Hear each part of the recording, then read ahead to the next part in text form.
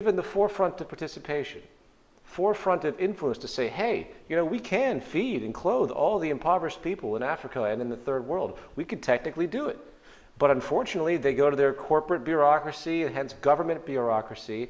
And of course, the governments say, oh, we don't have the money for that. The question has never been, do we have the money? The question has always been, do we have the resources and technological know-how?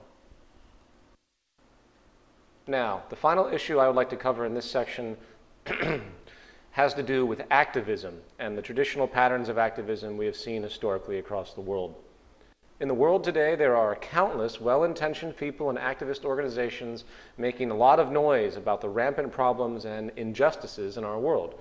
Yet, unfortunately, as you tend to find, very few offer any real tangible long-term solutions. Those that do offer solutions, however, almost universally frame those solutions within the pre-existing social establishment. Their tactics tend to involve new legislation, and of course, they always demand ethics and accountability. Very little regard is given to the root structure of our system. Battling and protesting corporate organizations, corrupt corporate organizations, and seeking money from society in an attempt to curtail such trends is a typical path that is taken. It is a very respectable path in general. However, it is not going to create long-term change. I'm nothing but pleased to see something like this, but does that really do anything?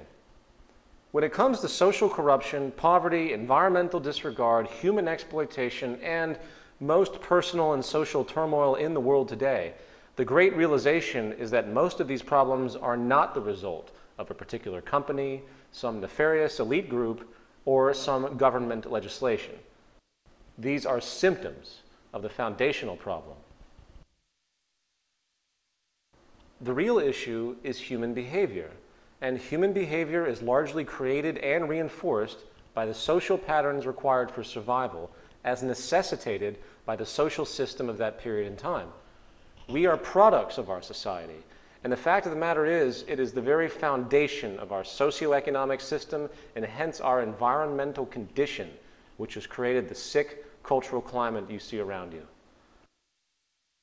Very rarely do any activist organizations today consider the possibility that maybe it is the social system itself that is the problem.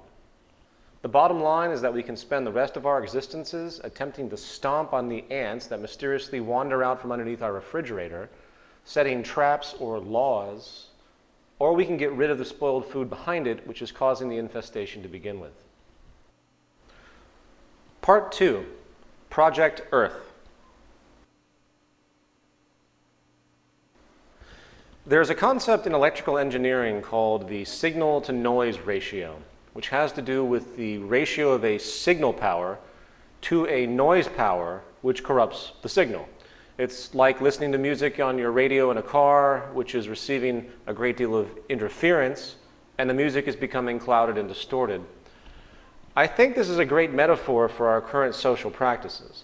The signal being the foundational aspects of importance and relevance to a given field, with the noise being the outdated, traditionalized, inefficient methods which cloud, confuse, delay, and distort our intents and abilities. So, I want everyone to forget pretty much everything I've just talked about and take a massive step back and consider a very simple thought exercise that I want to walk through in regard to how we conduct our operations on this planet. Let's assume for a moment that we are interstellar travelers originating from Earth as it is known today. And in our journey, we stumble upon, amazingly enough, an exact replica of our planet. The only difference between the current state of this new planet versus our own is that there are no human beings. Human evolution has not occurred. Hence, there's no establishment orders, no social arrogances, no money, of course, nothing to limit our possibility. Given the advanced scientific knowledge we have today, how would we go about redesigning our social infrastructure from the ground up, with the goal to create nothing less than the most efficient, conscientious, and sustainable society as possible? So, what is the first step? A full survey of Earth's natural resources would make sense, correct? I think it would be illogical to begin any other way. We must first understand the full range and capacity of the earthly components in order to derive inference as to our capabilities. Natural resources come in many classifications, such as biotic, meaning those obtained from the biosphere, such as forest, maritime organisms, and mineral fuels. And then there's abiotic, such as arable land, water, gold, iron ore, and other such raw materials. There are many natural resources to be considered, of course, but for the sake of simplicity, we're going to consider just one area, and this will serve as the prototype for all the others, and this area is energy. Energy is the fuel of society, I think most people would agree. Energy appears to be the lowest common denominator of modern civilization, and it has been the basic facilitator of progress and the expansions of our standards of living. So I think it's a good place to begin. Okay, so what do? We simply scan the Earth and analyze it, listing all relevant energy locations and potentials. Of course, the potentials, to clarify a little bit, is always going to be based on the current state of technology for harnessing. For example, solar energy today has a dramatic potential, but it is still greatly underutilized as the technology has been inefficient so far. But with the advent of nanotechnology, we are seeing a possible exponential increase in this potential. So it's contingent upon the quality of our methods, is my point. Also, I don't want to spend much time on the issue of nanotechnology, but if you research these trends as applied to solar radiation harnessing, it becomes clear that solar energy alone in time could power the entire world 1,000 times over. Unfortunately, you're not going to see this anytime soon. Why? Because it's too efficient for the market system.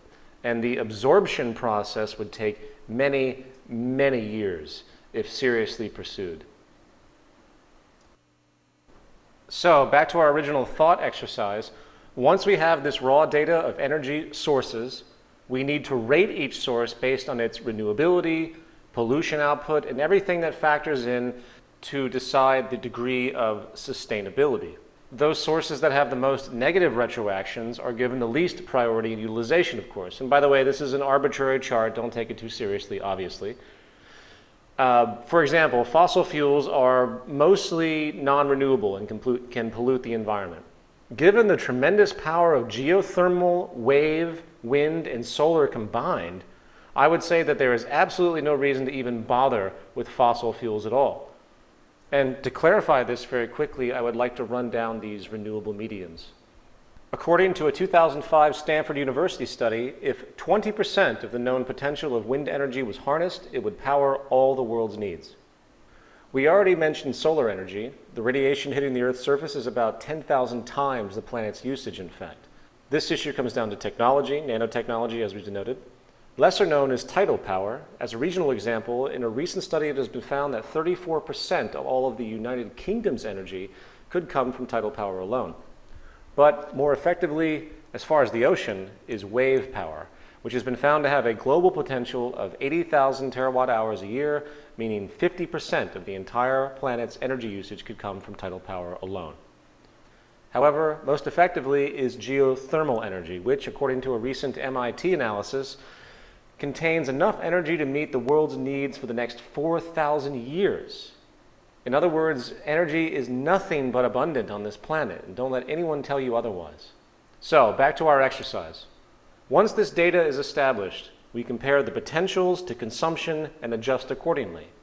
Fortunately, as we've just analyzed, we do have more than enough energy to meet our needs, so we can eliminate the least efficient sources, such as oil and everything else. And there we have it. We have our pool of supportive energy resources to utilize. Okay, step 3, distribution and monitoring. Energy distribution would be logically formulated based on technological possibility and proximity to sources. In other words, if we have wind energy utilized in Asia, we're not going to deliver that energy to Latin America. So distribution parameters would be self-evident based on the current state of distribution technology and proximity practicality. Likewise, active resource monitoring done through Earth sensors and computers would allow for a constant awareness of the rate of use, the rate of depletion, the rate of renewal, and any other parameter relevant to know, in order to maintain, of course, a balanced load.